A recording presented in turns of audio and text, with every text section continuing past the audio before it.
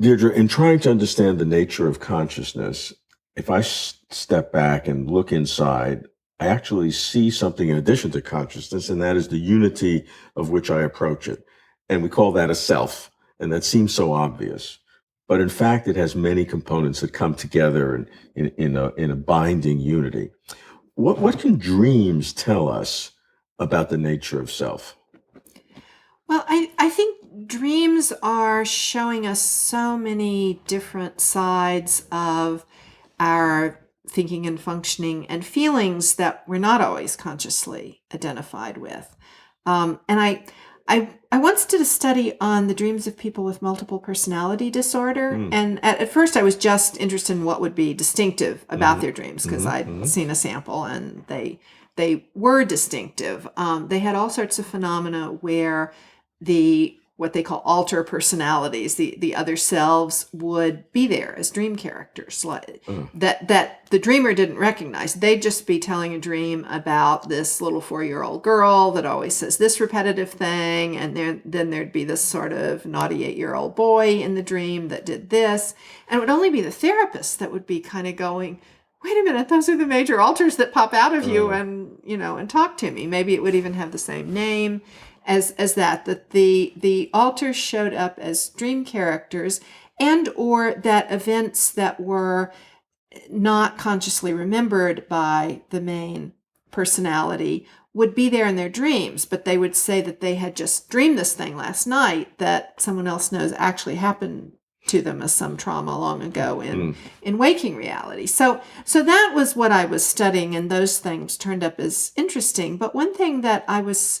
struck by in the course of doing it was how much the really extremely unusual dramatic phenomena of multiple personality and amnesia for different developed personalities within oneself, how much that's just like absolutely normal formation of dream characters. I mean, we all go to sleep at night and have dreams where we're identified with one character in the dream, or once in a while the self isn't even a character in the dream.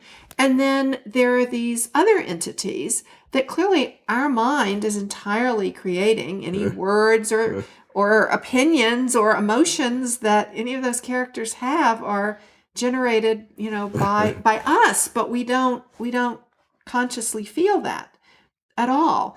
And in fact, in my study of dreams and creativity and dreams and problem solving, people who dream the answer to a problem or hear a piece of music in the dream often don't really own it as they've created it or they've solved this problem. If some character told them the answer or they just heard the music in the dream, we don't identify with the parts of ourselves that are so even though it is part of ourselves because we're making up that character in the dream, whether it's a composite or whatever, how does that reflect on our what we really are as self? Are we projecting ourself into other characters and then recombining them in some way?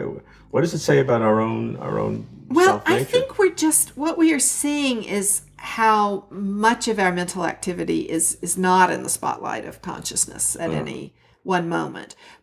Part of it, I think, at times just because consciousness can't span as much material as the human brain is busy processing. So some things that are often just called preconscious or something are easily brought into consciousness by a shift in priorities. And then other things seem more alien, more uncomfortable, seem to be more intentionally kept out of consciousness for some reason. And We might project that onto another character, you mean? I think, well, in waking life, I think we either just deny it or we inaccurately project it onto real people in our environment. All these other people are concerned with X, not me.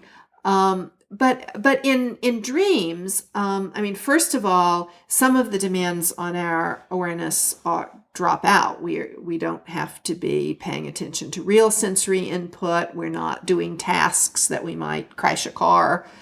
We sometimes think we are, but the real sensory input doesn't need to be attended to for the most part.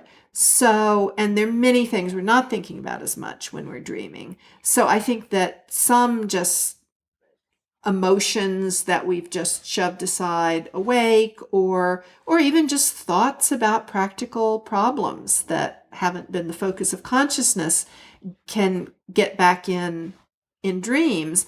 But the nature of dreams seems to be this visual narrative about interpersonal things, so they get cast as other than self. When you have different people having different dream experiences, is there any differences in their sense of self?